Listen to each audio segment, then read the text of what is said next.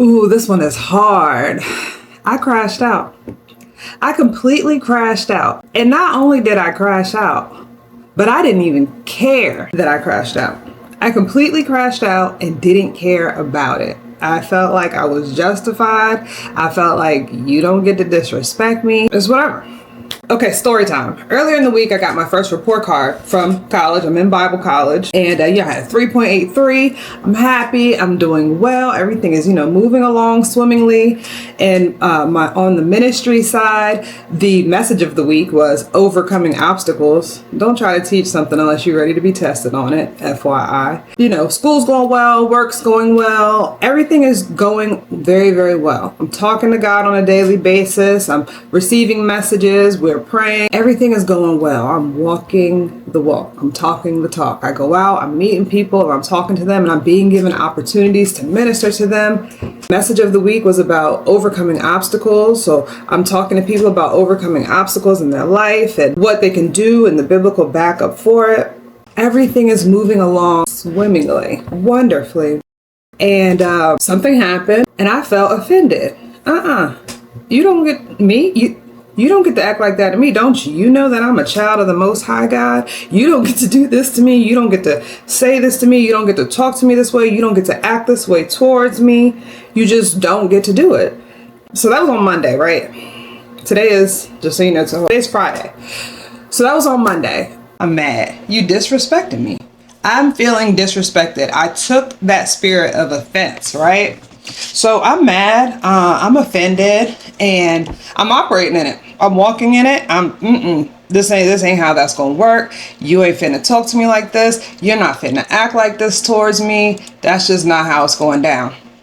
Walking around with the spirit of offense. Didn't see it then. I did, but it's just easy to see it clearly now. So I'm walking around with the spirit of offense. I'm mad. I'm irritated. I'm not operating out of love. I'm like, whatever, until you fix it. Then we ain't got nothing to talk about. We ain't got this. We ain't got that. Whatever. I'm offended. I'm mad. I feel like I'm justified. And many would say that I would be justified by the world standards. I'm justified by the world standards as to why I'm offended, to why I feel the way that I feel. So this situation, it escalates to a point where I crash out and I do some dumb stuff. I do something that is so out of character for me and so out of character for who God has called me to be. But I did it because I was angry, because I felt like I was justified, because I felt like you're not going to treat me this way, or you're not going to act this way, or you're not going to do this, or you're not going to do that. So I crashed out. And it's interesting because now, okay, I'm not going to go into the looking back part. Okay, so I crash out, right? So let's say this is Monday. Monday, crash out. I feel good. That's the scary part about it. I crashed out and I felt good about it. That's what you get. Don't play with me. Blah, blah, blah, blah, blah, blah, blah, blah, blah. I'm talking to my friends on the phone like, yeah, don't play with me no more. Messed around and you found out, and I'm not apologizing. I'm not going to apologize. And that should have triggered something for me. When I started hollering out, I am not gonna apologize. I ain't saying sorry because I'm not sorry. You shouldn't have played with me. If I had the chance, I'd probably do it again. I ain't felt like this in 10, 15 years, and I should have realized it right then. Because I wasn't operating out of love. I wasn't operating out of compassion. And I definitely wasn't living my spirit-led life. So let's say that was Monday. Tuesday I got to work. I do taxes. I have a normal daytime job. And then I'm also in college and I'm a parent. So I have to work. And I have a book that I was reading I have a book that I'm in the middle of reading called The Prophets. So I get the book and I have it downstairs with me. Don't get to read it. Don't get to take a class. Don't get to take my class. After work, I'm just so tired and things like that. So I go in later the next day. Almost the same thing, right? So now we're at day 2 where I really haven't dedicated the time that I usually dedicate to my relationship with God and to developing myself as well through Him. So now, we're at day 3 now. It's Wednesday. And I'm still just like, shouldn't have did it. I'm mad. I kept feeling like you need to ask for forgiveness and you need to fix it. You need to do your part to fix it. And I'm talking to God like, God, why I got to fix it? I didn't break it. I didn't start this about it stuff. Why do I have to come back now again and apologize and try to fix it? And I'm talking to my friends on the phone. They're like, yeah, you right, girl. And there's no offense to my friends. I love them. They have, they just live, we all are on different paths and we live kind of, different lives. But yes, that's wrong. What's going on? You need to deal with that. So I'm getting back up like, yeah, I know I'm right, until I talk to my mom. And so I'm on the phone with her and I have been feeling like, you need to ask for forgiveness. You need to make this right. I ain't gonna be the first one to apologize. I'm not doing it. I was steadfast in the fact that I don't have to apologize first because that person did something to me that caused this reaction. Had I been in the Word, had I been doing what I tell, my clients and people to do, which is to recognize Ephesians 6:2, our struggle is not against flesh and blood. It's against rulers, authorities, against the powers of the dark world, and evil spirits in high places. Had I not been in the mindset I was in and took a step back to consider that, I could have avoided all of this. But I didn't. And so now I done crashed out. I done did the thing, right?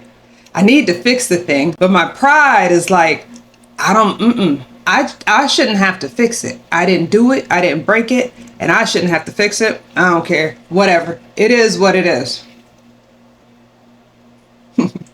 So now think about the things we have going on here. We have the fact that this struggle is not even physical, but I'm fighting it with physical weapons, which are way less effective than spiritual ones. So we have the spirit of offense. We have unforgiveness. We have anger.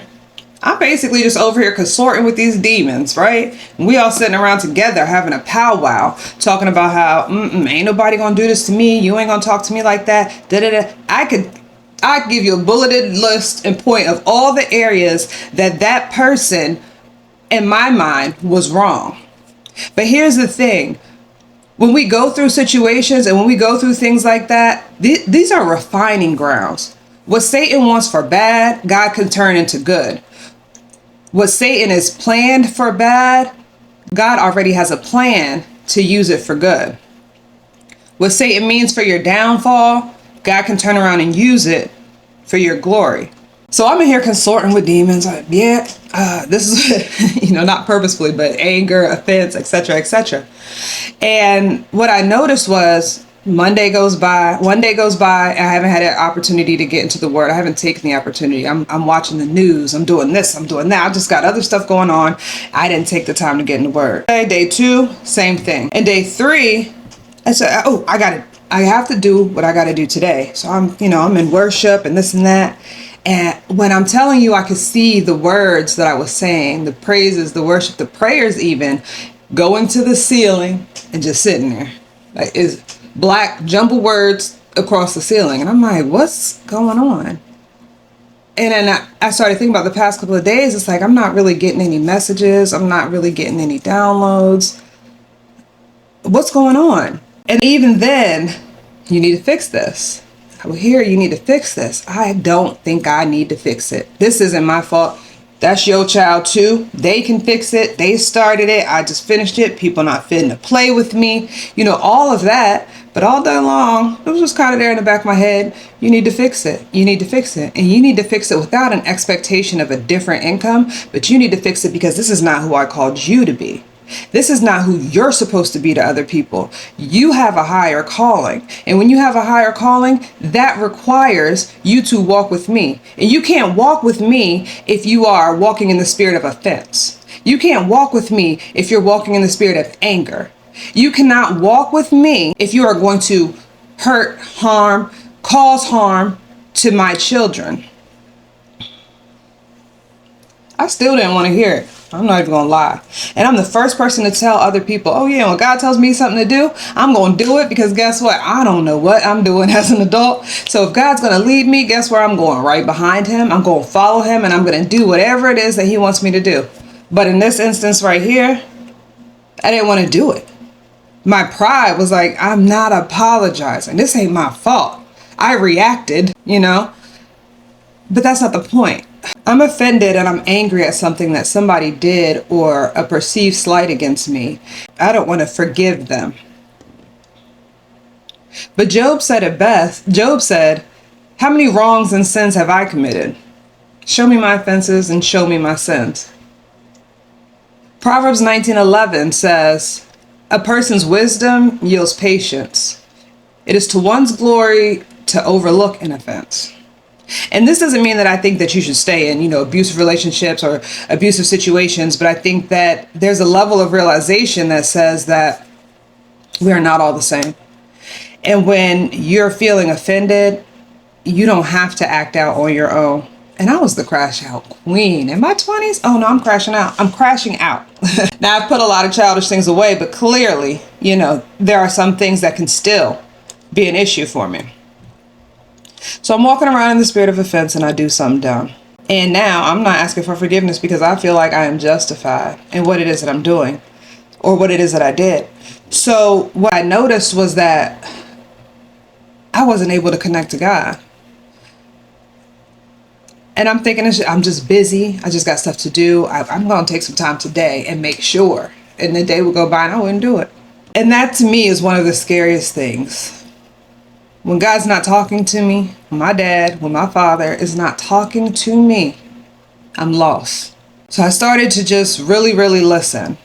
And we have these conversations like, Lord, I know what I did was wrong, but they. And it will come back to me like, we're not talking about them. I'm talking to you about you. I don't want to hear that.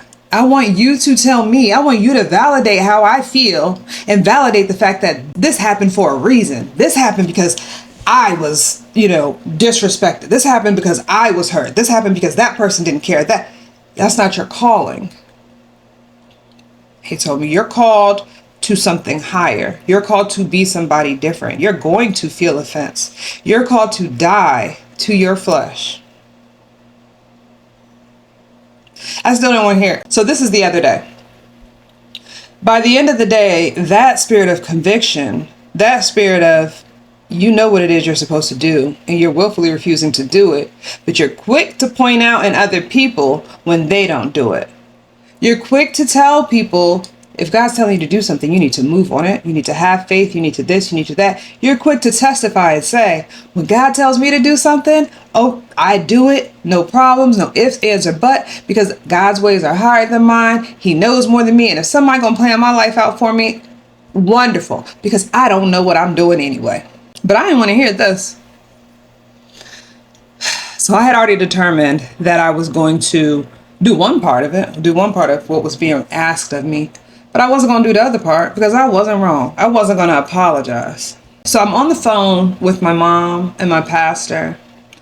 And as we're speaking, they start to confirm what it is that I've been told. Yes, all these things happened. They absolutely did. How did you react? What did your reaction show the world about the God in you? What did your reaction show the world about your walk with God? What testimony is your reaction giving? What testimony, what fruit was your action bearing? What fruit has your action bore? What fruit is your action bearing? What testimony is that fruit?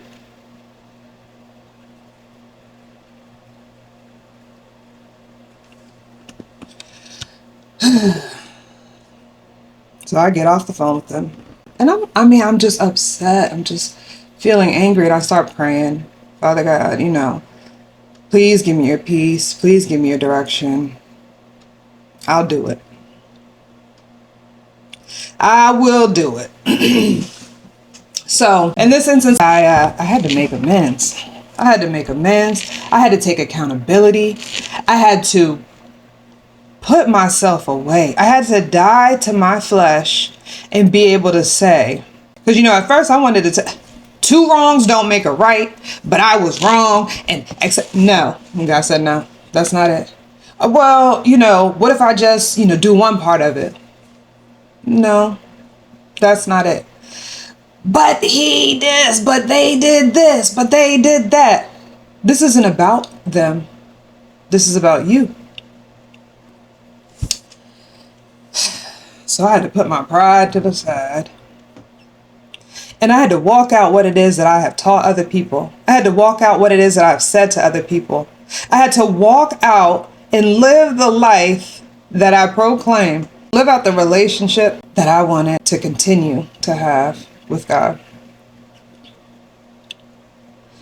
So I put my pride to the side. I did my part to make amends. No expectation of anything beyond that, except to say, you know what? I was wrong. I should not have done that. I would like to fix it. And my flesh reared its ugly head again. See, look at that. No response. See, look at that. Da, da, da, da, da. See. And I had to realize again, it is not about the other person.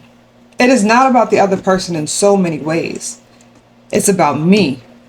It's about me being able to walk in love even when it's hard.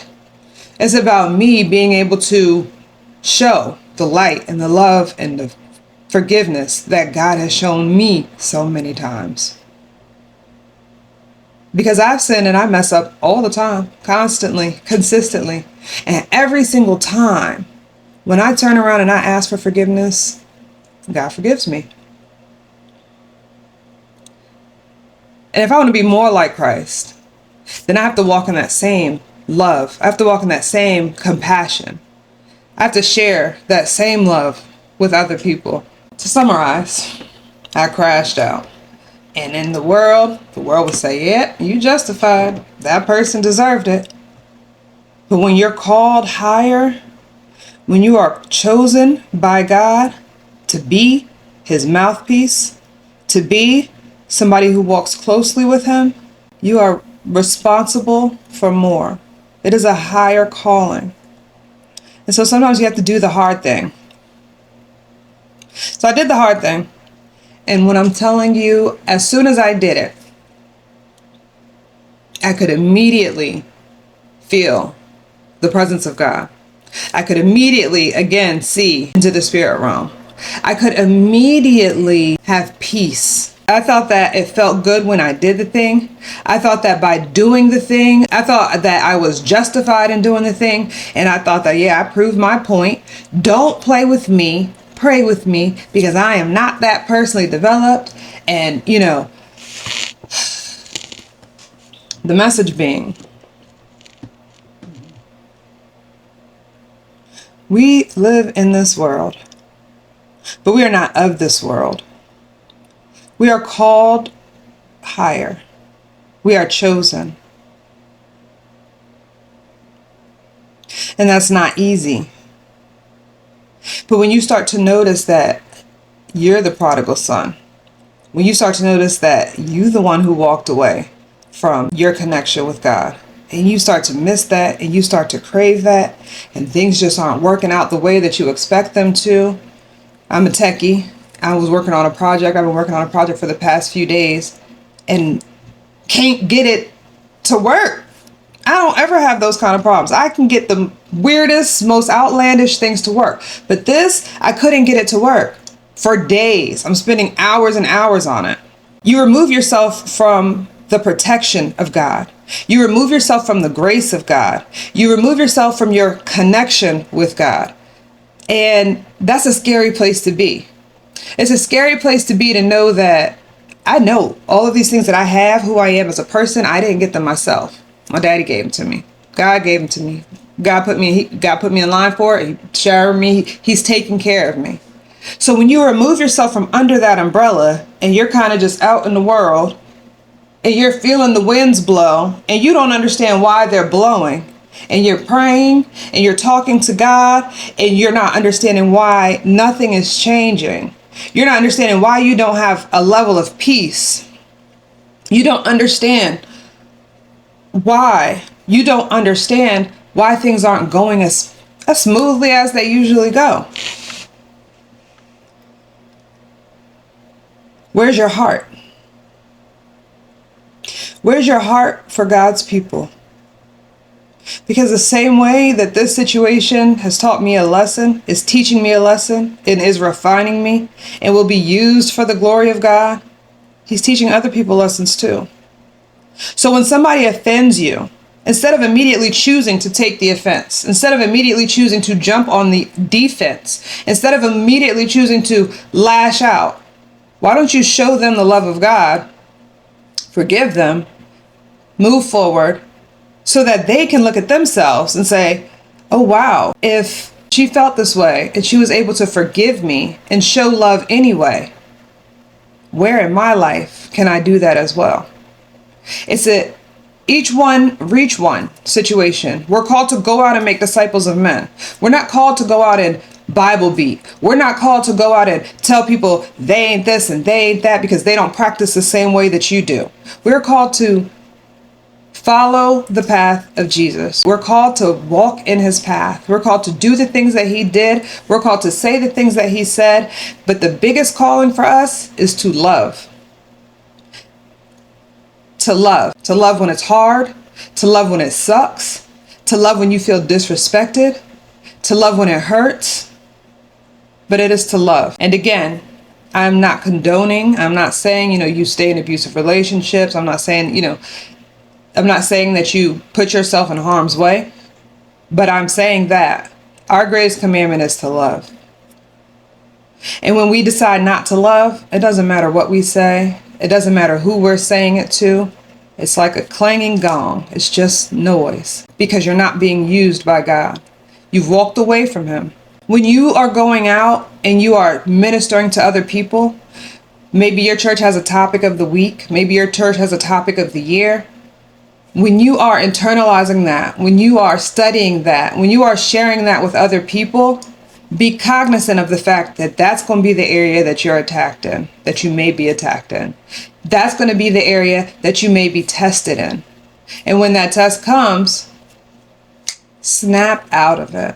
Because when you are angry and when you are offended and when you feed that beast, when you rehearse it, when you talk about it, when you feel it, it just gets bigger, it gets bigger, it gets bigger. Until now you've done something that you got to go back, you got to fix, you got to apologize for, and God deals with you about it.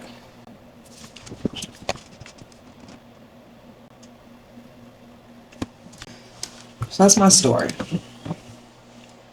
I crashed out. I messed up. I apologize again to the people that I offended.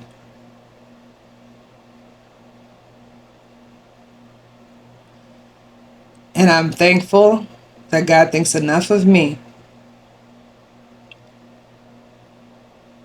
to teach me a lesson.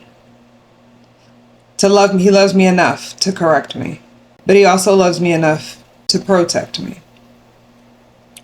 If I say that I trust God, I have to trust him when it's hard. I have to trust him when it hurts. And I have to trust him when I don't understand his ways.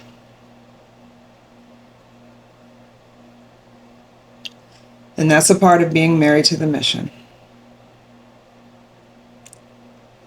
Let's go out into the world. Let's continue to make disciples of men. Let's not beat ourselves up too badly when we mess up. But let's quickly run back to the throne. Let's quickly remember who it is that we are. Let's quickly remember what our calling is. And let's remember to be a light in a world of darkness. I love you. I'm praying for you. And have a wonderful day.